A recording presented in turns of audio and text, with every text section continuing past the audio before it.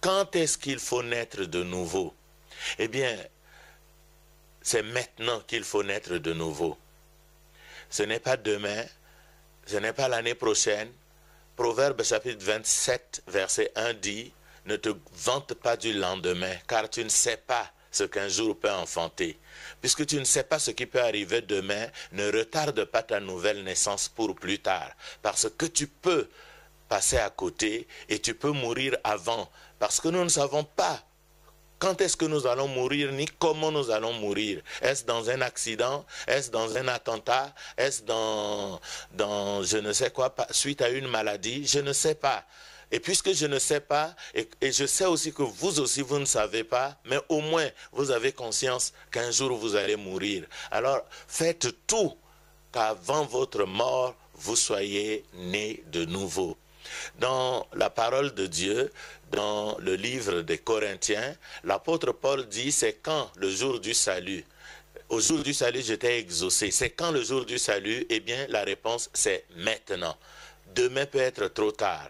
C'est maintenant qu'il faut naître de nouveau. C'est maintenant qu'il faut croire la parole de Dieu. C'est maintenant qu'il faut s'engager dans les choses de Dieu. C'est aujourd'hui qu'il faut naître de nouveau. Et je vous encourage à choisir le chemin de la nouvelle naissance parce qu'il n'y a pas un autre chemin pour aller au ciel. Il y a un dicton qui dit que tout chemin mène à Rome. Mais je vous assure, aucun autre chemin qui mène au ciel n'existe nulle part. Vous pouvez vous engager dans n'importe quel chemin, mais vous n'arriverez jamais au ciel chez Dieu. L'unique chemin, c'est Jésus-Christ, et naître de nouveau, c'est naître avec lui, c'est recevoir son don de vie et être prêt pour le ciel. Si vous ne le faites pas, si vous voulez faire à votre manière, eh bien chez Dieu, ça ne marchera pas. Si dans la vie, vous avez la possibilité de faire plusieurs choses à votre manière et que ça marche, eh bien, dans les choses de Dieu, ça ne marche pas. Dieu n'est pas intimidé par quelqu'un. Un jour, Jésus a rencontré un homme riche qui avait beaucoup d'argent. Et le jeune homme riche lui dit, « Seigneur, qu'est-ce que je peux faire pour avoir la vie éternelle ?»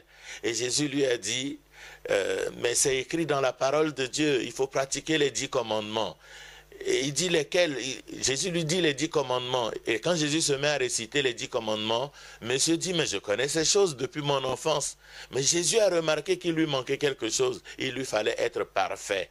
Et Jésus lui dit, si tu veux être parfait, va, vends ce que tu as, donne-le aux pauvres, viens et suis-moi. Ce monsieur qui cherchait la vie éternelle n'a pas appliqué le conseil que le spécialiste de la vie éternelle lui a donné. Ce que je voudrais dire, quel est le but de ta vie? Qu'est-ce que tu poursuis dans la vie? Manger.